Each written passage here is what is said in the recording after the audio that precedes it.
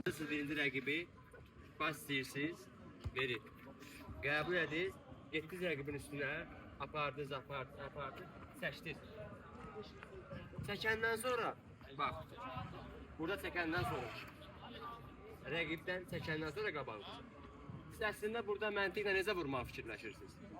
Falso. Yaxına gəl, görün. Gəl bura, təyyar, sən gəl bura. Sən çək.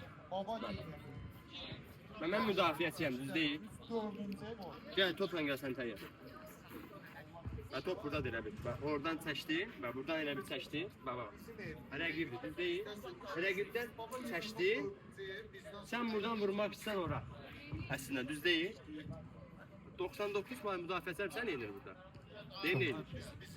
Sən udar vurmaq istəyəndə, mən əgər müdafiəçiyəmsən, bax, siz hamınız göynən fikirlərsiniz. Müdafiəçi ayağını həmişə atır belə. Topun qabağını almaq üçün. Heç bir müdafiəçi bu topa belə eləmir. Bax, belə eləmir. Bütün müdafiəçilər, əgər sən buradan, mən məsəl üçün deyirəm, bax, yavaşca at qabağa, yavaşca. Zərbə vurmaq istəyəndə müdafiəçi ayağını atır. Burada. Siz göynə vurmayacaqsınız. Bax, rəqibi buradan arkaya dön. Bax, o müdafiəçidir, elə bir ayağını atır, bax. Gəldiniz bura topla, çəkdiniz. O tərəf atandan sonra, qabağa burada var, yerinə, bax, bilicniyə vuracaqsınız, yerinə. Çünki heç vaxt qapısı onu gözləmir. Müdafiəçidə 99%.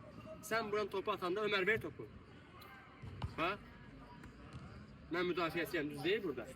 Gəldin üstümə, sən o tərəf atanda, mən ayağımı atıram belə. Sən buradan birinci dirəyə vurur, yerinə, eşitdiniz? Yaxşı? Hə, məsəl üçün bir dənə göstərək, təyyar müdafiəçidir, bax. Düz deyil, gəl bura təyyar, gəl üstümə gəl. Gəldin, atsın bura, bax burada, bax vurdun birinci dirəyə, yerinə. Yaxşı? Tələsmə, hələ yox. Oy, qəş. Ya.